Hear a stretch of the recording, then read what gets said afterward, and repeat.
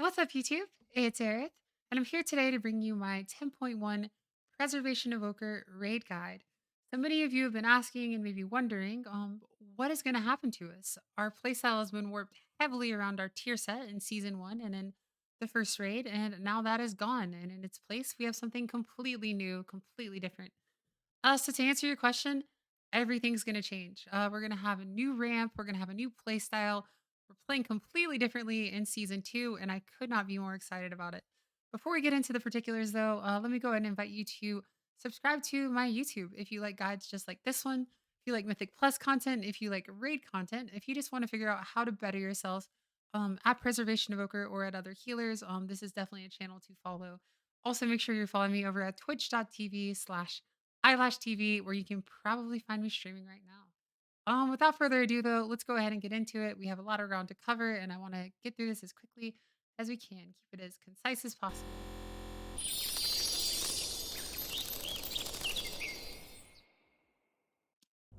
So here we are. Let's go ahead and talk about some of our strengths in a raid environment first. We're incredibly versatile. We have very, very high, unparalleled burst healing. This includes having lots of very, very powerful cooldowns and multiple cooldowns. We have a lot of room for skill expression with this class. We're very GCD efficient. We're quite tanky, actually, if we play properly. And of course, we're flashy, unique, and frankly, fun. As far as our weaknesses go, I would say there are a few that are a little bit concerning. We do lack spot healing, and notably, we cannot actually triage heal while we are in the middle of a ramp, which this season we will be virtually always in the middle of a ramp. So, in terms of providing triage to the raid, that is just not something that you're really going to be doing as a preservation evoker. That's going to kind of fall on some of your co healers, the paladins of the world, your various holy priests of the world, to be able to provide that triage that your raid needs.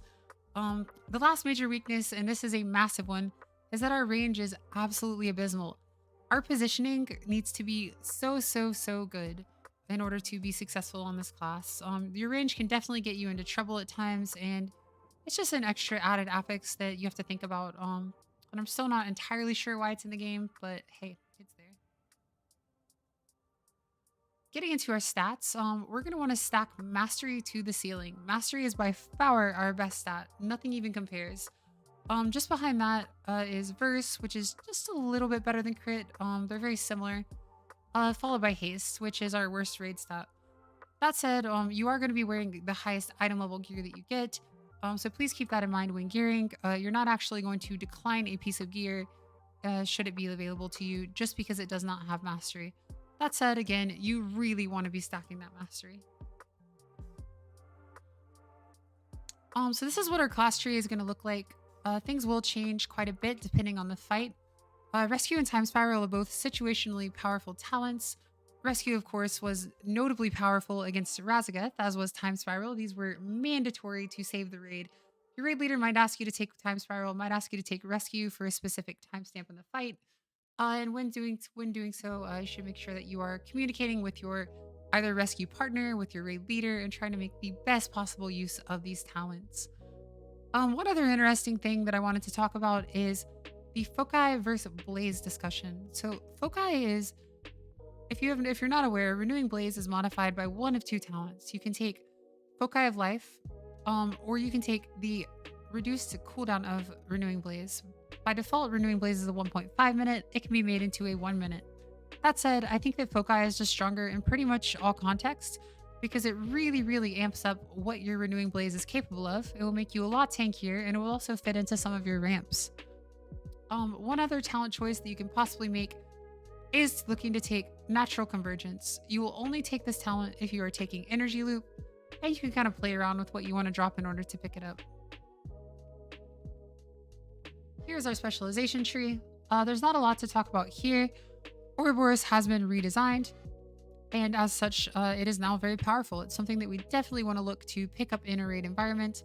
And it basically just says that whenever we echo, we're effectively applying a stack of Ouroboros to ourselves, which is going to increase the healing of our next Emerald Blossom by 30%. This will stack up to 5 times and is an infinite buff. So Ouroboros is just a great new talent that we're going to be using this tier. Effectively, as we're ramping, we're naturally generating these stacks of Ouroboros, and then whenever we're kind of done with our ramp, like once everything's over, said and done, we'll be able to cash in on that Ouroboros by just going ahead and pressing an Essence Burst proc and getting free healing. The only other thing I really wanted to talk about is Energy Loop. It is possible to pick up Energy Loop. That said, you do have to go through an awkward path, so it does require 2 talents. If you're having a lot of problems with mana, you can look to try to make this work. That said, the other options are definitely better, so if you're struggling with mana, I think that examining your gameplay is probably the first course of action that you should take. Let's look at some of the abilities. So our critical abilities are going to be Echo and Temporal Anomaly. Echo, of course, will replicate the last spell that or the next spell that you cast onto the player who has been echoed. Temporal Anomaly just spreads 5 echoes. If we are playing Resonating Sphere, which we will be in Raid. Spiritbloom is going to be the bread and butter of our spec this tier, and it is effectively an empower spell. With each empowerment level, another player will be healed for a nice chunk.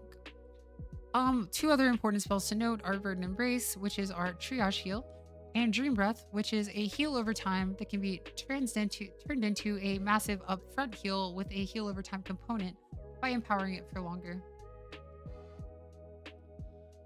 So the consumables we're looking to use this tier are the Hissing Rune, which is going to provide us with Mastery, a File of Tepid Versatility, or a File of Elemental Chaos. Versatility is a little bit better in progression because it gives us some DR. File of Elemental Chaos does, however, edge out a little bit in terms of the actual throughput. That said, they're close enough that you can honestly just take the File of Tepid Versatility without really losing anything. Potion of Frozen Focus will be our go-to potion for when we need to regenerate mana. If you find that mana is never a problem for you whatsoever, then you could look to include an elemental potion of power in some of your ramps in order to just get that much more throughput. That said, in most contexts, you will be using the Potion of Frozen Focus. Special thanks to Volk before anything else when talking about the trinkets. Without his data, I think that we would all be lost. That said, these are the 4 trinkets that are considered our BIS currently. We have Rashok's Molten Heart, the Screaming Black Dragon Scale, Ominous Chromatic Essence, and Spoils of Neltharis. You can take a look at these if you would like to. Rashok's Molten Heart says, your healing spells have a chance to awaken the heart, restoring mana over 10 seconds and causing your healing spells to restore additional health over 10. This is just a powerful trinket. It gives a lot of mana. It does a lot of healing. Just a great trinket in general. The Screaming Black Dragon Scale is a very rare trinket, so obtaining it might be a little bit of a challenge, particularly early in the tier. Best of luck to you in this regard. And it is effectively going to give you a really cool dragon wing visual on your back and increase your critical strike and your leech. The on use is not intended to be part of its budget, but it is a pretty cool effect. If you ever are high in the air, you can use the trinket and slam down into the ground, dealing damage to enemies nearby. Spoils of Neltharis is very simple. It's just an on-use trinket, and it's going to give you a lot of secondary stats. Lastly, we have the Ominous Chromatic Essence, which says, equip, resonate with the power of your sworn dragonflight, granting you 497 secondary stat. Allies sworn to a different dragonflight gain 59 secondaries from your resonance. So effectively, this is just a stat stick. You'll be able to choose which stat you can attune to. We will be attuning to Mastery. Let's talk about what you're really here for, the new playstyle and rotation. Our class is a little bit different on this tier as a result of our tier set. Our new 2 set says that Spiritbloom applies a heal over time effect for 40% of healing done over 8 seconds. Dream Breath's healing is increased by 15%. So this is an incredibly powerful 2 set. To my knowledge, it is the best 2 set for healers in the game right now. And it's going to give us around a 10 to 15% HPS increase in total. What this is going to change is it's going to make it so that Spiritbloom is now one of the most powerful spells in our kit, and we want to echo it as often as we possibly can. Dream Breath's healing is also increased by 15%. This is not anything that is small. Our 4 set says, after casting 4 Empower spells, gain Essence Burst immediately and another 3 seconds later. So this is pretty simple. As soon as we cast 4 Empower spells, we are going to gain effectively 2 Essence Burst stacks. And we're mostly going to be using these for Emerald Blossoms. We will be sending these out. I mentioned that we were playing Ouroboros. So oftentimes these will be juiced emerald blossoms that we are sending out. That said, you can also use these for additional echoes, and there's absolutely nothing wrong with that.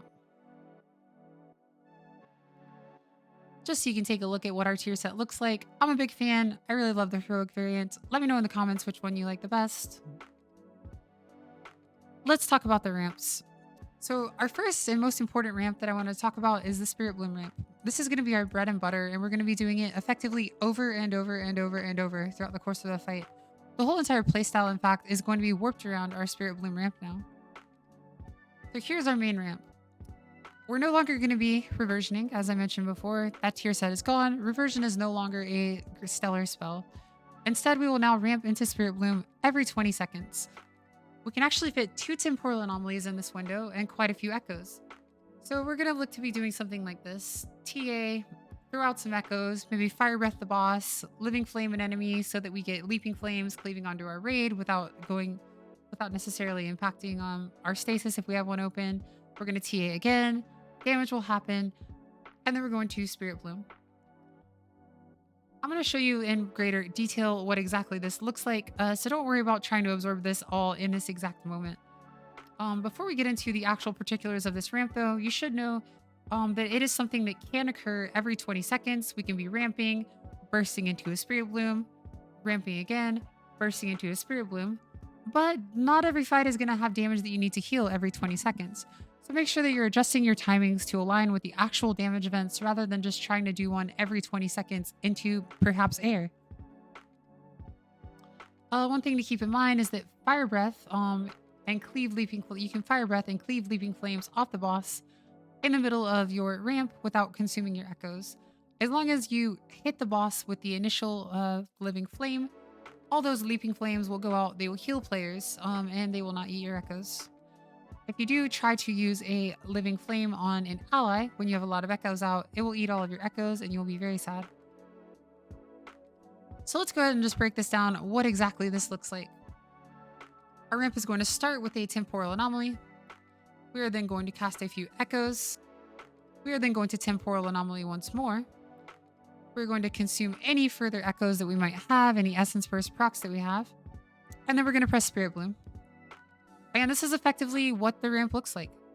It's a lot more simple than it sounds, and once you get the hang of it, it should be pretty straightforward.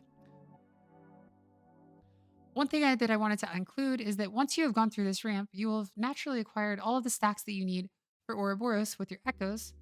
So you will want to flourish your ramp. No, I did not mean to say flourish. That's not a great thing to say in this context. You will want to finish your ramp with an Emerald Blossom. We're not druids. That would be cringe. Just kidding. I love you, druids. So in actual practice, it might look something a little bit more like this. We might echo into a temporal anomaly, into 2 echoes, and then we're out of essence. So we can go ahead and send a fire breath. Then all of a sudden we have our temporal anomaly back off cooldown. We'll send out the temporal anomaly, another echo, shoot a living flame into the boss to get those cleaved leaping flames. We can then echo twice more, and then send out our Spiritbloom. Every single ramp is not going to be identical. This is just a loose example of the kind of gameplay that you might expect. And of course, don't forget about your little senpai, Spiritbloom. Other abilities. So we do have quite a few spells to press outside of our ramp. This includes Dream Breath. We of course want to be cashing in on our Ouroboros. And there actually is a use case for reversion, and it's just very narrow these days. So one thing that is really important to note is that sometimes damage is going to happen more frequently than every 20 seconds.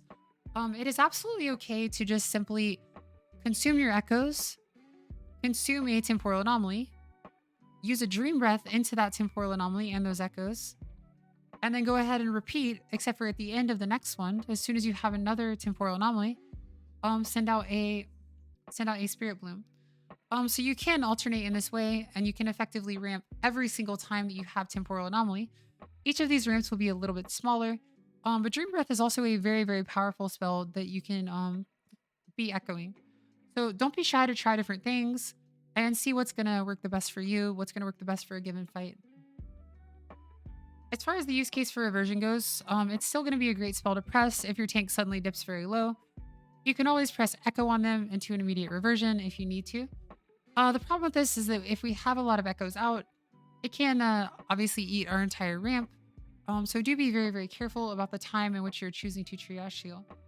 It is also perfectly acceptable to keep a reversion rolling on yourself when you know that big damage is going to happen. This will help you to keep your mastery online. Playing around mastery is, of course, a very, very important part of the Evoker skill set. Here's some things to consider. We never want to press Dream Breath unless we have pressed Verdant Embrace first. This is to trigger Call of Ysera. Call of Ysera says that Verdant Embrace increases the healing of your next Dream Breath by 40%, or your next Living Flame by 100%. The second mode is less relevant in Raid because we will almost always be using our Verdant Embrace to buff our Dream Breath. That said, if a tank is going to die, forget about your Dream Breath, it doesn't matter. Do what you must to keep the tank alive. This includes canceling your ramp, choosing to not buff your Dream Breath with Call of Ysera and instead buffing a Living Flame into the tank. Do what must be done to save a pull in any case whatsoever. Also wanted to note that our 4-set procs are mostly being spent on Emerald Blossoms. They can also become echoes if they need to. One other thing to consider is that TA echoes are weak compared to the real thing, so you want to be using manual echoes in your ramp on the most vulnerable party members. This can look like hunters, this could look like tanks if a tank buster is coming up, and of course, you could put a manual echo on yourself to make sure that your mastery is staying online, which is of course our last bullet here. Always play around your mastery. Always try to be higher health than your teammates before you go into a burst window. The other kind of ramp that I wanted to talk about and that is very important to have in your toolkit is the Lifebind ramp. Let's just go ahead and get straight into it. Lifebind is what happens when you Verdant Embrace an ally. So what it says is, Verdant Embrace temporarily bonds your life with an ally, causing your healing on either partner to heal the other for 40% of the amount. So guess what happens if we echo Verdant Embrace? Well, the entire raid potentially can get Lifebind. Anyone with an echo on them will acquire this Lifebind buff, which says that any healing on us also happens to them. Any healing on them also happens to us. So our Lifebind ramp is going to happen basically every single 3 minutes, or as often as we have Emerald Communion up. We can Lifebind more often than this. That said, I think that there is a really strong case for doing it every 3 minutes, and doing it more often than that is not necessarily going to be better than just ramping into a Spiritbloom. Basically, you want to look to, when you're Lifebind ramping, you want to look to line up your Lifebind ramp with your 4-set proc, so you get extra echoes that you can spend and cover more of the raid with echoes. And the basic gist of it is going to be, you're going to TA, spend your 4-set procs on echoes, spend your extra essence on echoes, Temporal Anomaly again. You will then Verdant Embrace a non-echoed raid member, press Renewing Blaze, press Emerald Communion, and you can even Lock Rock or Health Pot inside of that window to do big, big healing. Ultimately, this will be a much less bursty ramp than our Spiritbloom lamp, but it is a very, very flat healing profile, and it will do quite a lot of healing. It also can become quite bursty if we choose to include things like Lock Rocks and Health Pots on top of Emerald Blaze with Foci and Emerald Communion. Sorry, Renewing Blaze with Foci. So just to show you what that looks like, we're going to start with a Temporal Anomaly. We're going to cast a few Echoes. We're going to Temporal Anomaly. We're going to cast a few more Echoes. We're then going to Verdant Embrace, and in the same global, we're going to press Renewing Blaze. We're going to, of course, target someone who does not have an Echo with the Verdant Embrace. We're then going to press Emerald Communion. And this is the standard Lifebind ramp that you might have heard people talking about. It looks very complicated. It sounds very complicated. In truth, the most complicated part about it is making sure that you're prepping early. You just want to make sure that you're preparing in advance by a good 15 or so seconds, so that by the time the mechanic comes out, you're able to enter into that Emerald Communion as soon as possible. This is of course what it will look like if we choose to include a Lock Rock, and you can also include a Health Pot. You'll want to do that before you, you'll actually want to put the Health Pot and Lock Rock after the Verdant Embrace, but before you Emerald Communion.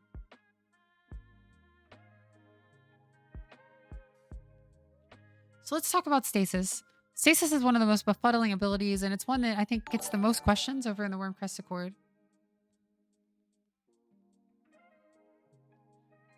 So here's some of the various stasis combos that you might be employing this tier. The first is pretty standard, and it's simply Burden Embrace. Then you open a stasis, you press Dream Breath, you press Temporal Anomaly, and then you press Spirit Bloom on 4. If you want to include some echoes before this, that is also perfectly acceptable. You could be echoing that first Dream Breath. You can also switch things up just a little bit, and you can put the Spirit Bloom and then the Dream Breath and then a TA if there's another damage event that is coming up. But it really just depends on exactly what you want to get out of it. This is, I would say, the standard one that we'll be looking at for next year. When setting up a Lifebind Ramp, you can also be using Stasis. And in doing this, you can look to get a Dream Breath into Temporal Anomaly, Temporal Anomaly. And then you can cash in on these Temporal Anomalies with, say, a Spirit Bloom. And then when it comes time to do your Emerald Communion Ramp, you can re-release it. And you'll have another Dream Breath that goes out on the raid, 2 Temporal Anomalies. You can then hard cast a Temporal Anomaly, consume your remaining Echoes, Burden Embrace, and Emerald Communion. This could also look a little bit more simple. You could Temporal Anomaly into an Echo, into a Temporal Anomaly inside of that Stasis. You could cash in on this for a Spirit Bloom. And then when it's time for your ramp, you could release this, maybe send out another Temporal Anomaly, fill out the rest of the frames, turn them all green, as it were, put echoes on them, and then go into your standard Burden Embrace, into Emerald Communion with Foci, and potentially a Lock Rock or a Health Potion. There are some cases where I would recommend an entirely different one. And this is in the case of like a massive Absorb Shield or huge burst damage that is going out on the raid.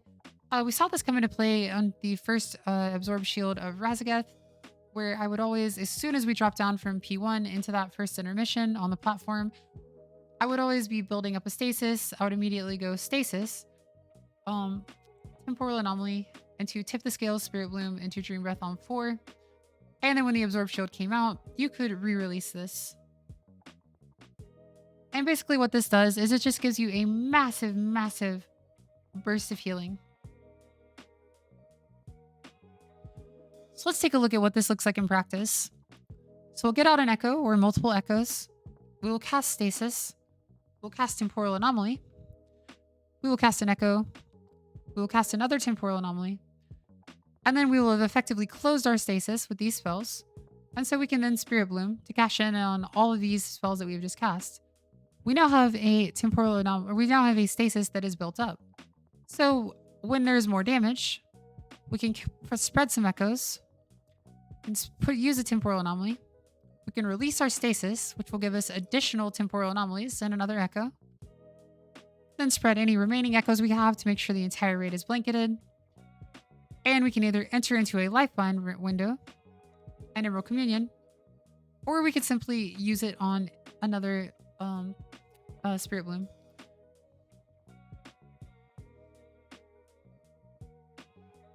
So how do we do damage in raid?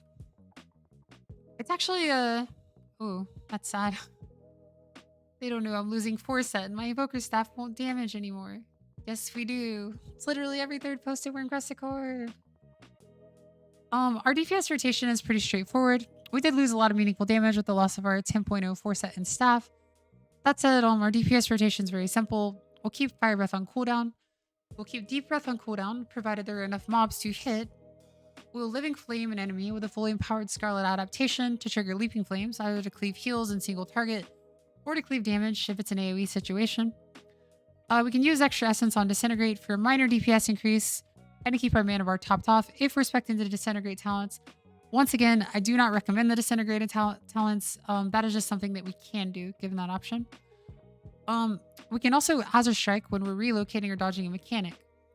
All of this said, the main thing that you're going to be doing is just try to min-max as many Living Flame casts as you possibly can into the boss. If you really want to maximize your DPS, then you should be as still as you possibly can and avoid unnecessary movement. Try to avoid any kind of downtime whatsoever, even if you're in the middle of a ramp, and spend every single free GCD on a Living Flame into the boss. You'll do big damn. Your raid leader will love you. Or maybe not. I do want to go ahead and invite you to join the Wyrmcrest Accord. Our community is super great, and you can find a link down in the description. That said, this pretty much covers everything for this guide. So let me hop back over to my hanging out screen.